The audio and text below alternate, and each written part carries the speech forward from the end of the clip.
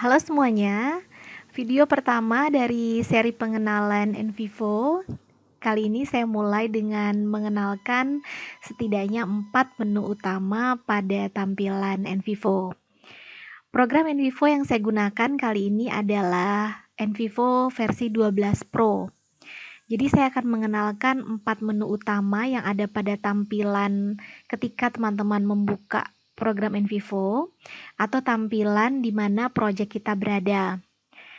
Menu tersebut ada di bagian atas, lalu yang kedua ada di bagian kiri, yang ketiga ada di bagian tengah, dan yang keempat ada di bagian bawah.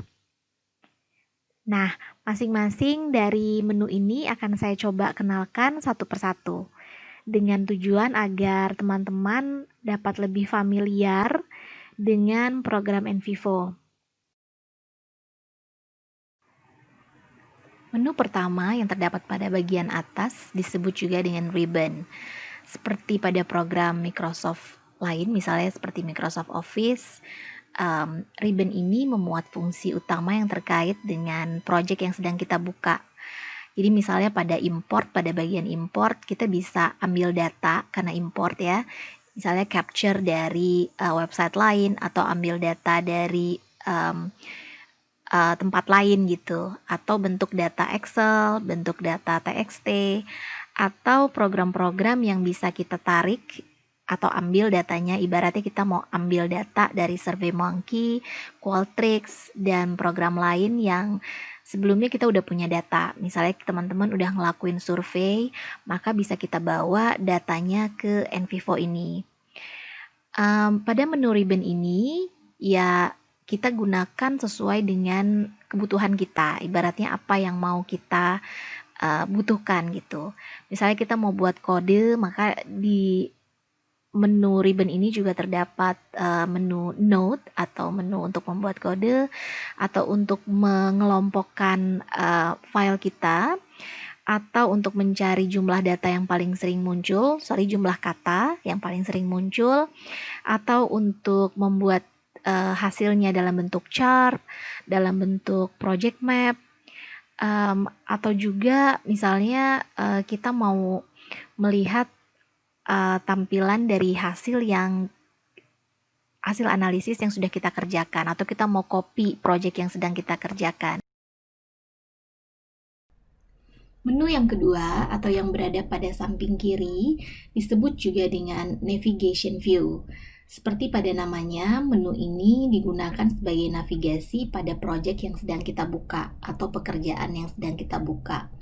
Nah, menu pada samping kiri atau navigation view ini berhubungan dengan menu di tengah yang disebut juga dengan workspace. Jadi ini seperti lembar kerja kita dari project yang sedang kita buka. Kenapa berhubungan? Karena apa yang kita klik di navigation view akan tampil di lembar kerja kita atau di menu yang di tengah ini, di layar yang di tengah.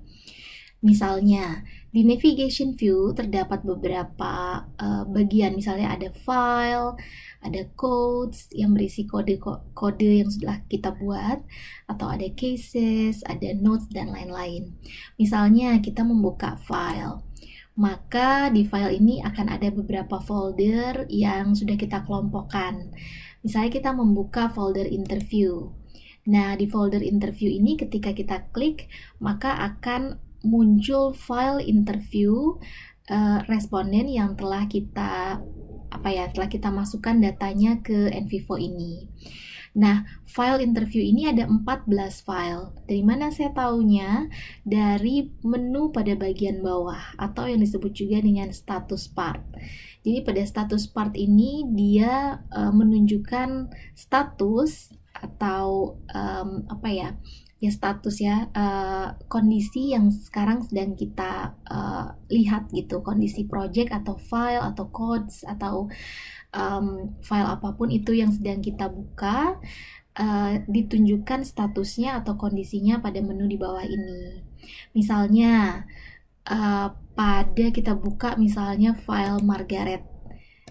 Ya, kalau kita buka file Margaret, maka muncul menu lain atau bukan menu lain, jendela lain di sebelah kanan atau yang disebut juga dengan detail view. Nah, jadi detail view ini hanya untuk lebih jelas lagi melihat file Margaret yang sedang kita buka ini apa sih isinya.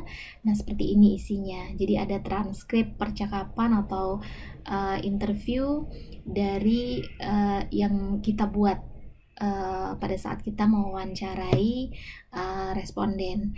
Dalam hal ini yaitu Margaret. Nah, kalau kita membuka bagian lain pada navigation view, codes misalnya, maka akan muncul kode yang ini kita tutup dulu ya. Kode yang kita buat, yang sudah kita buat. Ada berapa kode? Jadi ada 36 items atau 36 kode. Nah, bagaimana nanti cara kita mengcoding akan kita jelaskan nanti di video berikutnya. Nah, sekian dulu video seri pertama dari pengenalan NVivo kali ini. Jika teman-teman ada pertanyaan, silahkan tinggalkan komen di bawah. Jadi kita bisa sama-sama diskusi, karena saya juga masih belajar, jadi sama-sama kita diskusi di sini. Terima kasih, semoga bermanfaat. Sampai ketemu di video berikutnya.